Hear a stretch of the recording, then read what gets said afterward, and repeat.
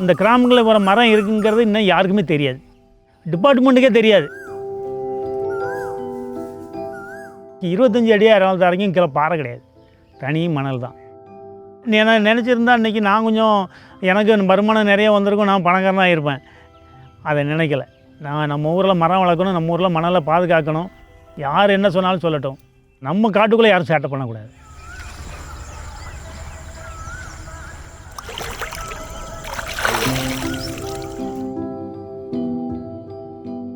திருநெல்வேலி மாவட்டம் திருப்புடைமருதூர் கிராமத்தை சேர்ந்த ஓய்வு பெற்ற உச்சநீதிமன்ற நீதிபதி ஜஸ்டிஸ் ரத்னவேல் பாண்டியன் ஒரு சாத்தியமற்ற பணியை ஒப்படைத்த போது நாரும்பூநாதனுக்கு வயது வெறும் 25 மட்டுமே.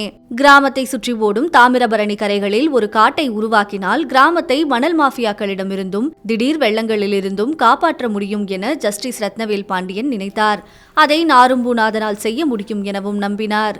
அவர் நம்பிக்கை வீண் போகவில்லை. இதுதான் நாரும்பூநாதன் உருவாக்கிய அந்த காடு.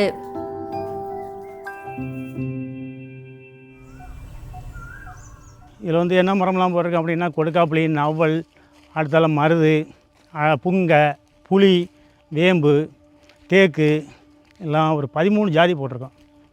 என் குழந்தைகள் கூட பார்த்தாலும் கூட அந்த சந்தோஷம் இருக்காது. இதுக்குள்ளே வந்தோடனே இதை பார்த்த உடனே நமக்கு ஒரு ஆனந்தமாக இருக்கும். தன் மனசு எப்படி இருக்குங்கிறே சொல்ல முடியாத சந்தோஷம் அப்படி இருக்கும். 3 கிலோமீட்டர் நீளமும் 1 கிலோமீட்டர் அகலமும் கொண்ட இந்த பகுதி ஆரம்பத்தில் ஒரு சமூக காடு வளர்ப்பு முயற்சியாக தொடங்கியது. பின்னர் 2006ஆம் ஆண்டு மாநில வனத்துறையால் அதிகாரப்பூர்வமாக பாதுகாக்கப்பட்ட வனப்பகுதியாக அறிவிக்கப்பட்டது. ஆரம்பத்தில் நாரும்பூநாதன் வனத்துறையில் தற்காலிக பணியாளராக வேலை பார்த்து கொண்டே 10,000 மரங்களை நட்டும் பராமரித்தும் வந்தார். இன்று அதே தாமிரபரணி நதிக்கரையோர பகுதியில் 20,000த்திற்கும் மேற்பட்ட மரங்கள் செழித்து நிற்கின்றன. ஆனால் தொடக்கத்தில் உள்ளூர் மக்களே இதற்கு எதிர்ப்பு தெரிவித்தனர். கண்ணு வைக்கக்கூடாதுன்னு சொல்லுவாங்க. ஆடு மாடு மேய்க்க முடியல, இந்த கண்ணெல்லாம் போடாதீங்க, கண்ணெல்லாம் பிடிங்கி துறவையும் போட்டுருவாங்க. மாட்டை பற்றி உண்டு அந்த செடிக்குள்ள ஒன்று விட்டுருவாங்க. இது என்னத்துக்கு இவங்க போட்டு இதை பார்த்துக்கிட்டு கிடக்காங்க? நம்ம ஆடு மாடு மேய்க்கதை போட்டு இதை ஒன்று விட்டால் நமக்கு என்ன லாபம் இருக்குது? எங்களை மாதிரி நீங்களும் பார்த்துட்டு போங்களேன். நீங்கள் ஏன் அதில் போய் ஈடுபடுதாங்க? நீங்களும் சொன்னாலும் புரிய மாட்டேயாம்பாவோ. நீங்கள் இப்போ தெரியாது, பின்னாடி போக ரோசனை பண்ணுவியே பாருங்கள். ஆனால் அதை சொல்லுவோம். இப்போ எல்லாருமே இந்த மரத்தை பார்த்துட்டு சந்தோஷத்தான் படுதாங்க. ஒரு கண்ணாக வச்சுது இவ்வளோ தண்டி வளர்ந்துட்டப்பான்னு சொல்லுவாங்க. இப்போ மாட்டோட பத்தி உண்டு விட்டுட்டு நிழலில் துண்டு விரிக்குது, படுத்து கிடக்குது, சாப்பாடு கொண்டு போய் சாப்பிட்டுட்டு. இப்போ குளத்து வேலைனாலுமே அங்கே போய் உட்காந்து சாப்பிடுறதோடைய ஆள் நிறைய போய் நாங்கள் சாப்பிடுவோம். 2000களின் தொடக்கத்தில் நாரும்பூநாதன் இந்த பணியை ஆரம்பித்த போது தாமிரபரணி ஆறு மணல் மாஃபியாவின் கடுமையான சூறையாடலுக்கு உள்ளாகி கொண்டிருந்தது. பல இரவுகள் அவர் தூங்காமல் நதிக்கரையில் காவல் காத்து ஆற்று மணலை திருட முயன்றவர்களை தனது உயிரை பணயம் வைத்து தடுத்து விரட்டி இருக்கிறார். இந்த மணல் தீவிமோஸ் இருக்க இடம் போகிறாமே ஆற்று மணல் அழுன இடம். இது அந்த கீழ் சைடில் அந்த சைடு கம்ப்ளீட்டாக இங்கே இருந்து அத்தானூர் வரைக்கும் அல்ல. இந்த மணல் இருக்கிறனால எங்களுக்கு ஊர் பாதுகாக்க முடியும். இந்த மணல் இல்லைன்னா எங்களால் பாதுகாக்க முடியாது. என்ன அப்படின்னா எங்கள் பக்கத்து கிராமங்களில் போகிறாமே அது ஒரு 5 வருஷத்துக்குள்ளே மணலை பூரா காலி பண்ணிட்டாங்க. மந்திரி இருக்காங்க, எம்எல்ஏ இருக்காங்க, அவங்க ஒவ்வொரு ஏரியாவோ ஒவ்வொரு ஆளுக்கு பிரித்து கொடுத்துட்டாங்க. பிரித்து கொடுத்து ஆற்றுல ஒரு மணல் கூட இல்லாமல் தொடச்சி எடுத்துகிட்டு போயிட்டாங்க. இன்னும் அந்த ஆறுலாம் நாசமாக போச்சு. இப்போ எங்கள் ஊரில் இருக்க மாதிரி மித்த கிராமத்தில் போய் பார்த்தீங்கன்னா இருக்காது. அந்த ஆறே மணல் இருந்தால் தானே அந்த ஆற்றுக்கே மகிமை. இது மணல் இல்லை, அந்த ஆறே நாசமாக போச்சு. இது மாட்டு வண்டிக்காரங்க அடிக்க வருவாங்க, அது அடுத்தால டிராக்டரு. உயிர் பாதிப்புக்கு என்ன எதுவும் கிடையாது. எல்லோரும் எதிர்ப்பு பண்ண தான் செஞ்சாங்க. பண்ணினாலும் நான் யாருக்கும் பயந்து மரத்தை வளர்க்கலை. 1870களில் பிரிட்டிஷ் ஆட்சியில் திருநெல்வேலி கலெக்டராக இருந்த ஏஜே ஸ்டூவர்ட் தாமிரபரணி நதியை வளைந்து நெளியும் பச்சை ரிப்பன் நடுவில் ஓடும் ஒரு வெள்ளி நூல் என வர்ணித்துள்ளார். அந்த வர்ணனை நதியின் 2 கரைகளிலும் ஒரு காலத்தில் எவ்வளவு அடர்ந்த பசுமை பரவி இருந்தது என்பதை வெளிப்படுத்துகிறது. இந்த பசுமை வளம் குறிப்பாக ரைபேரியன் ட்ரீஸ் எனப்படும் நதிக்கரையோர மரங்கள் நதியின் சூழலியல் அமைப்புக்கு மிகவும் அத்தியாவசியமானவை.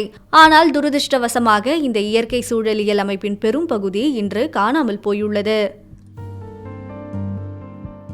2009-10 தான் அப்போது திருப்படைமருதூருக்கு போவேல ஒரு நாரும் பண்ணனை பார்த்தோம். அப்போ போய் சந்தித்து பார்க்கையில தான் தெரியும், அந்த தாமிரபரணி ஆற்றங்கரையில் இருக்கக்கூடிய அந்த ரைபேரியன் பிளான்டேஷன் சொல்லுவாங்க, ஆற்றங்கரை சோலைன்னு சொல்லக்கூடியது. அது ரொம்ப சிறப்பாக முன்னெடுத்து பண்ணியிருந்தாங்க. ஸோ இப்போதைக்கு பொதுவாக ஒரு ஆறுனா அந்த ஆறில் வந்து அந்த ஆற்றோர சோலைக்காடுகள் சொல்லுவாங்க, அந்த ரைப்பேரியன் வந்து ரொம்ப முக்கியமான ஒரு வேலையை பண்ணும். அந்த ரைப்பேரியன் ட்ரீஸ் எப்படி ஆக்ட் பண்ணணும்னா ஒரு பயோடைவர்சிட்டி ரெஃப்யூஜியாகவும் அது ஆக்ட் பண்ணும். நிறைய பறவைகள் இப்போ தங்களுக்கு ஒரு இடமா இருக்கலாம், அணில்களுக்கு ஒரு முக்கியமான வாழ்விடமாக இருக்கலாம். அது ஒரு விஷயம். அடுத்து குறிப்பாக ஆற்றோரத்தில் இந்த மாதிரி இருக்கக்கூடிய ரைப்பேரியன் ட்ரீஸுக்கு கீழே கூட இந்த வேர் தூரில் தான் பார்த்தீங்கன்னா நிறைய மீன்கள் எல்லாமே முட்டை போடும். ஸோ அதுக்கு முக்கியமான ஒரு இடம். அடுத்து ஆற்றோரமாக இந்த மாதிரி நிறைய மரங்கள் இருக்கிறது, மரங்கள்லேருந்து விழக்கூடிய இலைகள்லாம் கூட தண்ணியில் ஒவ்வொருத்தரும் அடிச்சுட்டு போகணும். ஸோ அந்த மாதிரி இந்த சில்ட்டெல்லாம் மொத்தமாக அதே மாதிரி மரங்களில் உள்ளக்கூடிய இலைத்தலைகள்லாம் மொத்தமாக அழிச்சிட்டு போய் அங்கே கடலில் போய் சேர்த்தா தான் அங்கே வந்து இருக்கக்கூடிய மேங்க்ரூவ்ஸ் நல்லா வளர முடியும். அங்கே மேங்க்ரூவ்ஸ் நல்லா இருந்தால் தான் கடல் தண்ணி வந்து ஊருக்குள்ளே வராமல் இருக்கும். அங்கே கடலில் வாழக்கூடிய உயிரினங்களுக்கு அந்த மேங்க்ரூவ்ஸ் வந்து ஒரு ரெஃப்யூஜியாக இருக்கும். ஸோ அதுக்கப்புறம் தான் நாங்களே யோசித்தோம், நம்ம ஒரு ரைப்பேரியன் ரெஸ்டோரேஷன் வந்து நம்ம ஏன் பண்ணக்கூடாதுன்னு ஒரு சிந்தனை எங்களுக்கு வந்துச்சு. ஒரு 3 ஏக்கரில் இப்போ இந்த கோபால சமுத்திரத்தில் நம்ம அதை பண்ண ஆரம்பித்து அது ஒரு இது போயிட்டு இருக்குது.